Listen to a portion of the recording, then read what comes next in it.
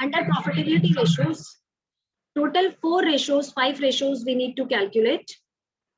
Gross profit ratio, operating profit ratio, net profit ratio, and ROI, return on investment. As the name implies, profitability ratios means the ratios which are calculated to check the profitability of the business, whether the business is earning good amount of profit or not. So first ratio here is gross profit ratio. And the formula is very simple. Gross profit ratio, the formula is, I'm just writing down for you people. Yes, GP ratio, the formula is GP, which means gross profit, upon RFO, means revenue from operations, and this ratio will come in percentage. Like first two ratios were coming in pure ratio form. This is the pure ratio form, liquidity ratio and solvency ratio. We were writing those two ratios in pure ratio form. All the activity or turnover ratios we were writing in times, and all the profitability ratios will be written. Profitability ratios will be written in percentages. Clear? In percentages. So the answer will come always in percentage. So this ratio tells us, this ratio is a relationship in between gross profit and revenue from operation. Higher the ratio is always better.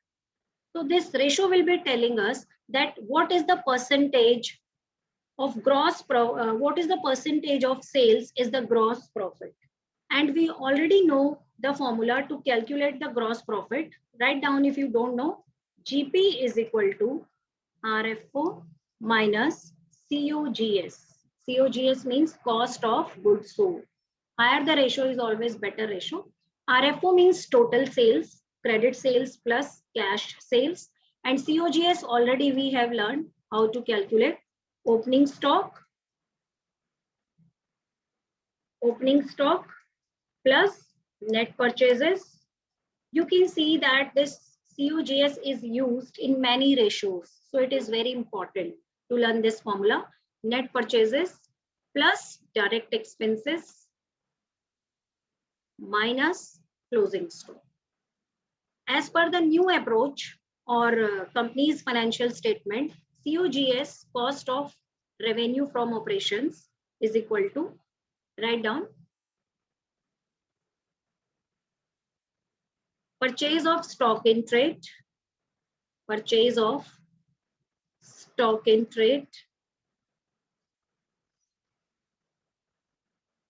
of material consumed,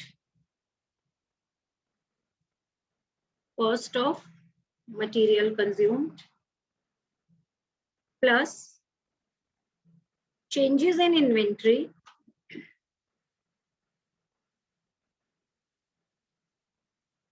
plus direct expenses.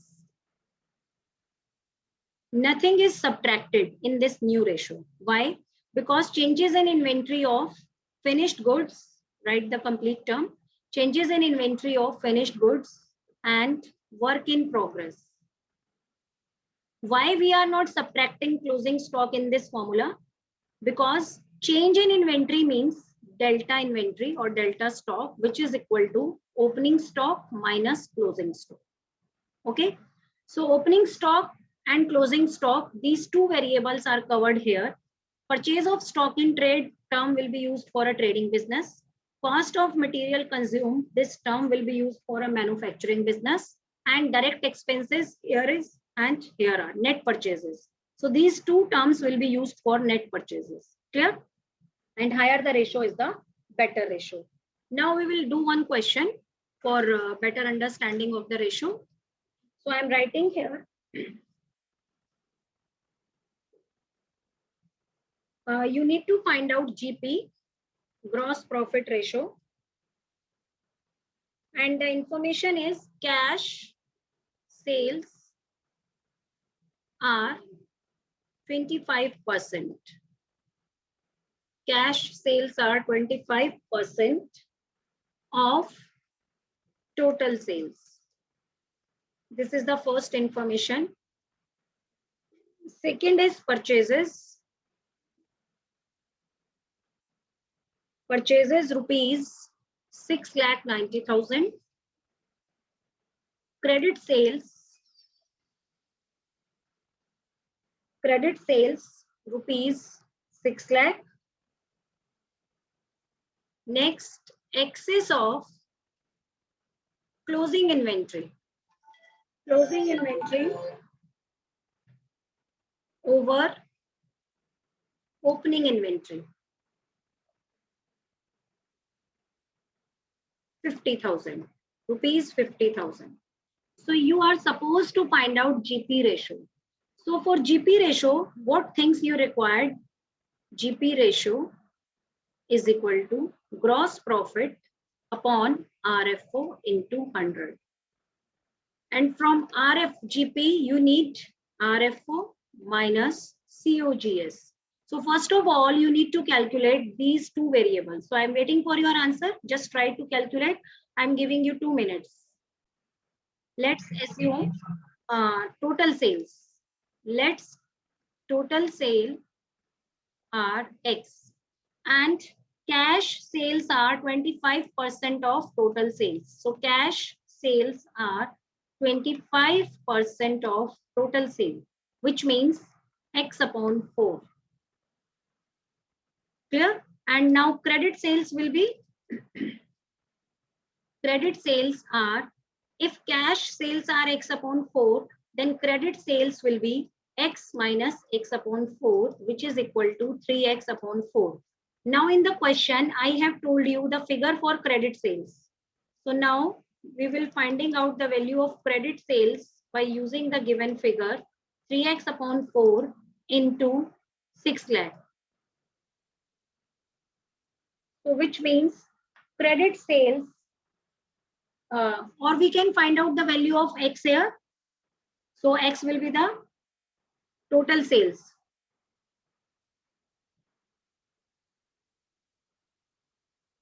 So the total sales are, value of X is 8 lakh.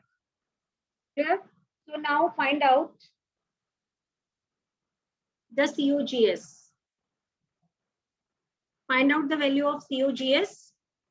How we can find out the value of COGS? Formula is opening stock plus net purchases plus direct expense minus closing stock.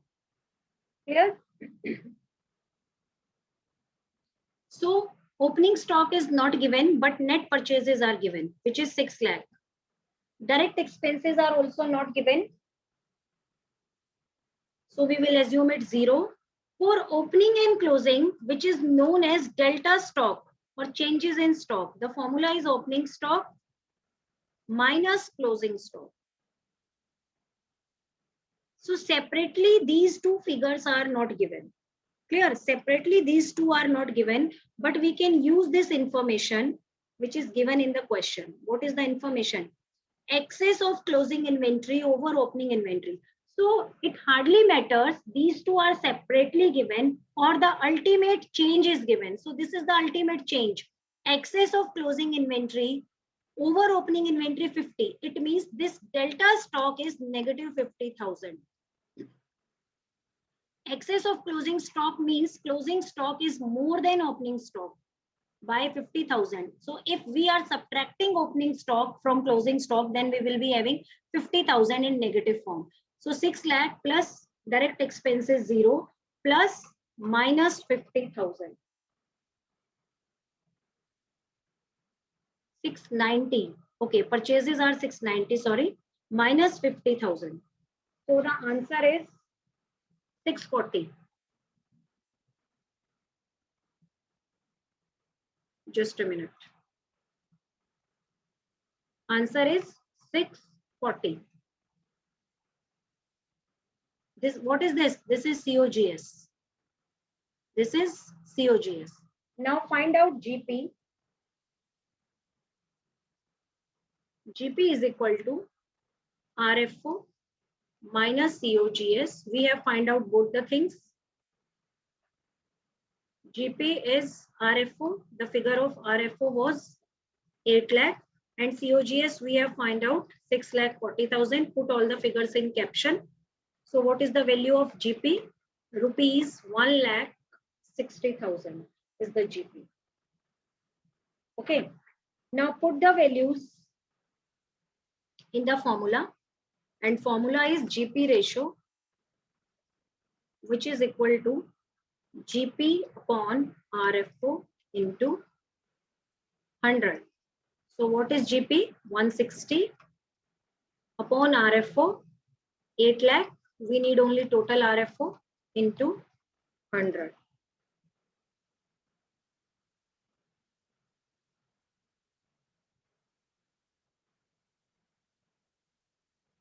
20%. So the answer is 20%. So question will not be straightforward. Clear? Question will not be operating profit ratio or operating ratio. Yes. So next ratio is operating ratio, and the formula for operating ratio you can write down operating cost upon RFO into 100. Operating cost upon RFO into 100. So why this ratio is calculated? So what is the importance of this ratio? Basically, this ratio establishes a relationship in between operating cost and sales or revenue from operation. Higher the ratio is not better ratio, because this ratio is related to cost. This is not related to profit. So higher the ratio means profits will be lesser. If the cost is higher, then definitely the profits will be lesser. Now, one question must be in your mind, that what is the operating cost? So first write down the formula for operating cost. Operating cost upon RFO into 100. Now write down the formula for operating cost. Operating cost is equal to cost of RFO or COGS, which we have done in the previous question. The formula will remain same, plus operating expenses.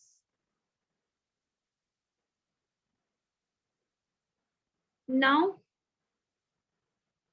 this is a very similar term because many times you have done this. So now what is new here for you? That is the operating expenses. For understanding the operating expenses, please draw this web chart. We know that there are two types of expenses basically. Understand it very carefully, because if you are doing rectification, then it will be very difficult for you people. Expenses are of two types. First is the direct expense. Second is the indirect expense. This thing we have already done in 11th class. Direct expenses are those expenses which are written in trading account, which are directly related with the factory, with the production of the goods, trading account, like fuel, power, wages, factory rent, factory insurance, all the expenses, carriage inwards, freight inwards, all these are direct expenses, which are the part of COGS.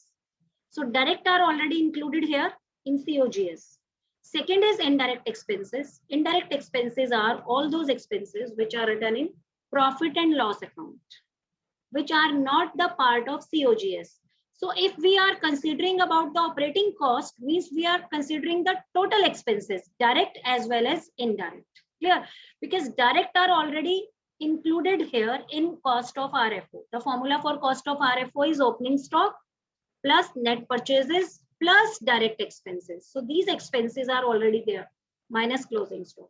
But now in indirect expenses, all those expenses which we used to write in profit and loss account are all not operating expenses. Indirect expenses are further of two types, operating and non-operating. Both are written in P&L, whether it is operating or non-operating. But in operating cost, we need to consider these operating expenses, not the non-operating. So the list is very long of non-operating, of operating expenses. And there is a very small list for non-operating expenses. So basically you need to understand the difference between operating and non-operating. Operating means those expenses which are related to the sales, which are directly related with sales, which are related to basic operations of the business. Means without which you cannot do the operations of the business. Yeah. which cannot be avoided, we can say, which are of regular nature, and we cannot avoid these expenses without which business is not possible, like rent paid, salary, telephone bill, electricity bill, stationery, sundry expenses, advertisement, all these are operating, because without these expenses, business cannot be operated. So non-operating are those expenses which definitely are affecting the cost of production, cost of sales, but which are not directly related to the business. So examples means which can be avoided, like donations. If you are giving donation to anyone, loss by fire, you can avoid it by taking precautionary measure. Loss by fire, any type of losses which we have done in 11th class in journal chapter. For example, loss by fire, loss by theft. Clear? Loss by fire, loss by theft, and कि आपका कोई भी loss by flood, any type of abnormal losses which can be avoided by taking precautionary steps. Donations. One more important thing, that is the interest. Interest paid on any type of loan is a non-operating expense. Why non-operating? One thing must be coming in your mind, that how interest can be non-operating. Rather, interest is very, very important for a business. Yes, interest is non-operating. Why? Because it is a finance cost. You need to pay interest only when you have taken loan. So taking of loan can be avoided by introducing your own capital. So interest is always a non-operating expense. So three examples of non-operating expenses I have given you: loss by fire, interest, and any type of losses, any losses which you can avoid, and interest paid on any non-current liability or current liability. So indirect expense, I'm going back to again, indirect expense, two type, operating, non-operating. So in this formula, we need to consider only the operating expenses, not the non-operating. So there is a very long list of operating expenses. So instead of learning that long list, what you can do, you can keep in mind only these three. These three are the non-operating, which loss, any type of losses, loss by fire, loss by flood, loss by theft, or any interest, or donations, or charity, any charity, because you can run the business without doing charity also. So this is the type of expense which you can avoid. Interest you can avoid by introducing your own capital. Clear? So to know the operating cost, first of all, you need to find out COGS. Either it will be given or you need to calculate, plus all operating expenses.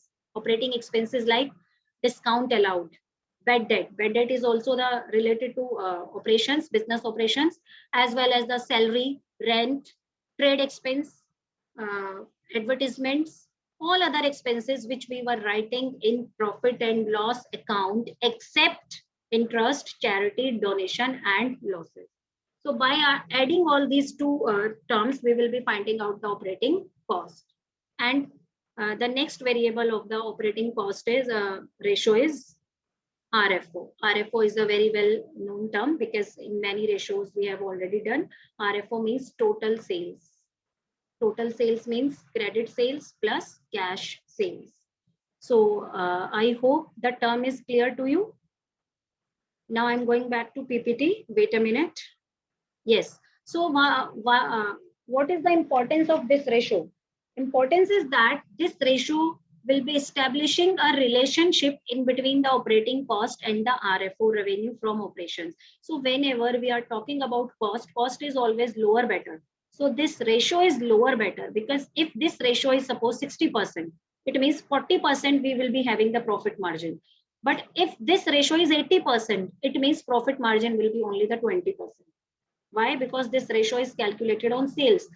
For example, if our sales are of rupees 100 and operating cost ratio is 60%, it means 60 rupees related to operating cost and 40 rupees will be going to the profit. So lower the ratio is the better ratio, because it will be giving us the higher amount of profit.